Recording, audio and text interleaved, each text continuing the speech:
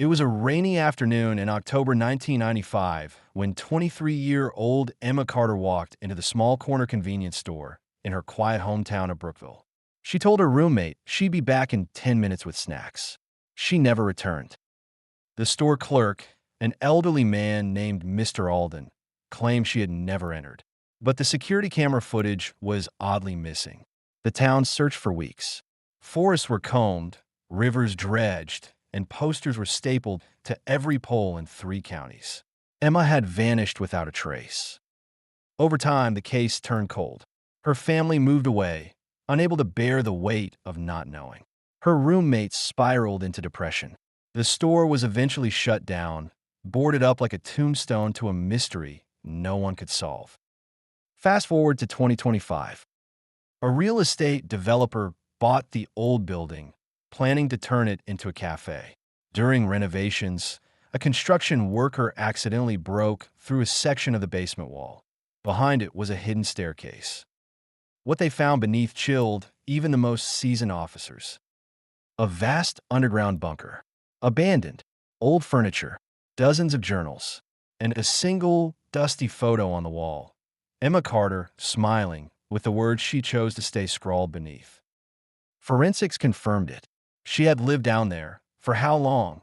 No one could say exactly. The journals revealed the truth. Emma hadn't been kidnapped. She'd stumbled on the hidden door behind the store's employee-only section. Out of curiosity, she descended, slipped, hit her head, and when she awoke, she was lost. There was no way back up, but there were supplies. Someone had prepared the space. For years, she survived, writing, hoping, searching for a way out. But at some point, she stopped trying.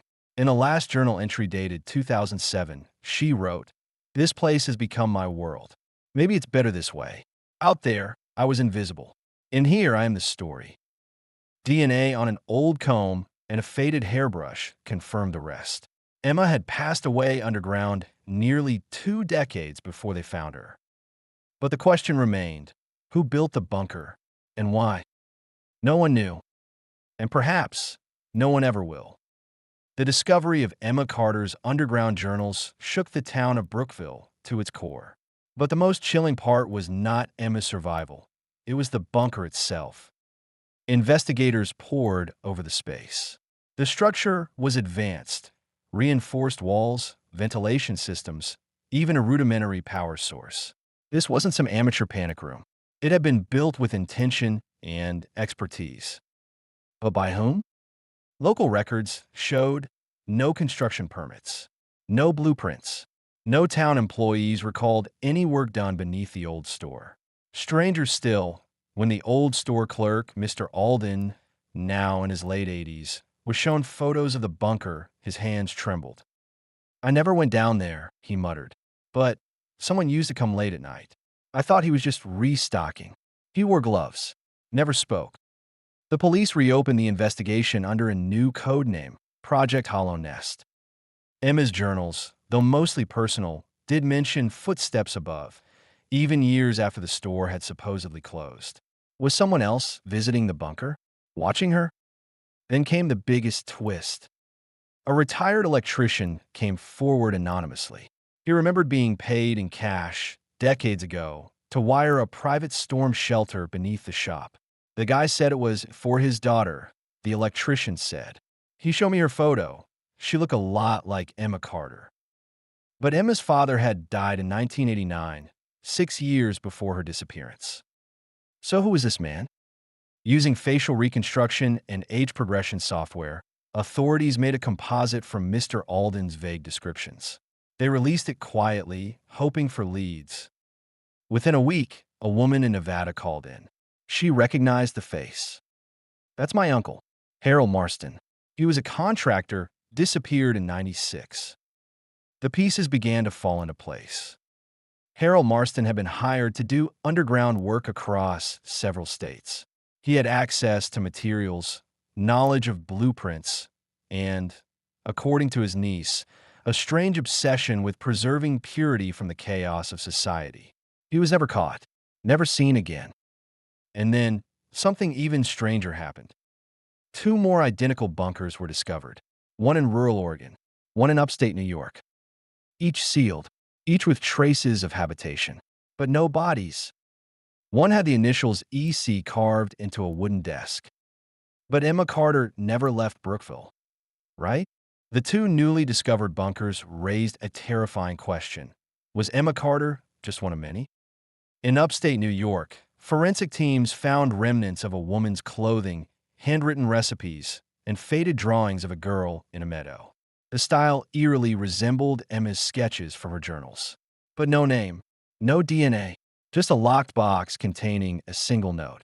She sang every morning, until one day she didn't. In Oregon, the bunker was colder, more mechanical. It had surveillance equipment wired to hidden cameras aimed inward. No sign of anyone living there, only rows of labeled tapes dating back to the early 90s. Most were degraded, but one remained viewable. The footage? A girl in her early 20s, not Emma, sitting silently on a cot, staring into the lens, as if she knew someone was watching. What chilled investigators was the timestamp. October 14th, 1995, the same day Emma disappeared. Could they have been taken simultaneously? The media got wind of the findings, and soon, conspiracy theories exploded online. Some believed Harold Marston wasn't working alone. Others said he was a front for something larger, a group obsessed with creating human archives, people trapped and observed in isolation. Theories piled up. The Eden Project, a cult seeking to rebuild society underground, one person at a time. The Echo Program, a failed government experiment in psychological endurance. The Keeper Theory, the idea that someone or something was curating lives like museum exhibits. Emma's final journal entry now seemed more ominous. In here, I am the story. What if she knew? And then, Brookville went dark. 3 days after the bunker's discovery went public, the entire town lost power. Phone lines, internet, even cell signals.